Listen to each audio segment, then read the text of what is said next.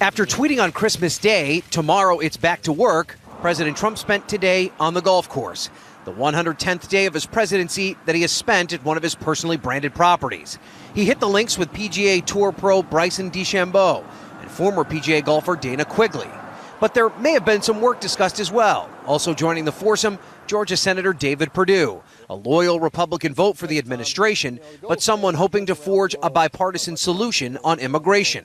A solution that could prove to be more difficult after a New York Times story that quotes the president grumbling in an Oval Office meeting that immigrants from countries like Haiti, quote, all have AIDS, and that 40,000 immigrants from Nigeria would never, quote, go back to their huts. White House officials strongly deny the report, and Mark Short, the director of legislative affairs, argues that there needs to be a plan for people living in the United States under temporary protected status.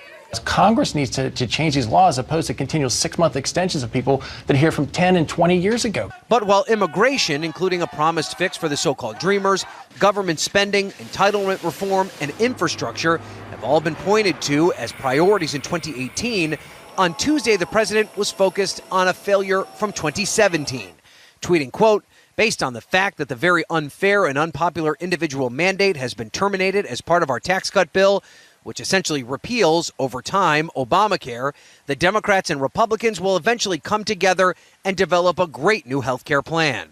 Republicans were unable to come up with a replacement to Obamacare, but as part of their new broad tax reform bill, they struck the individual mandate, which requires Americans to have health insurance or face a tax penalty. Those fines equal billions of dollars and help keep the Affordable Care Act insurance market stable. Despite the elimination of the tax penalty, Obamacare remains in place, and some 9 million Americans have just signed up for Obamacare health care plans, exceeding expectations in a shortened enrollment period. Regardless of the president's pleas, there are no signs of progress on a new health care deal. Instead of bragging about more Americans without health insurance, we should join every other major country on earth, guarantee health care to all people, and end the absurdity of paying twice as much per capita.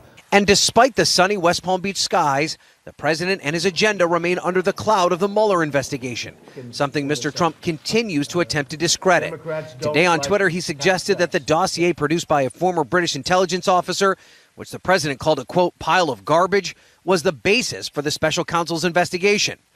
While the dossier has been used in the investigation, it is far from the entire basis of Mueller's inquiry.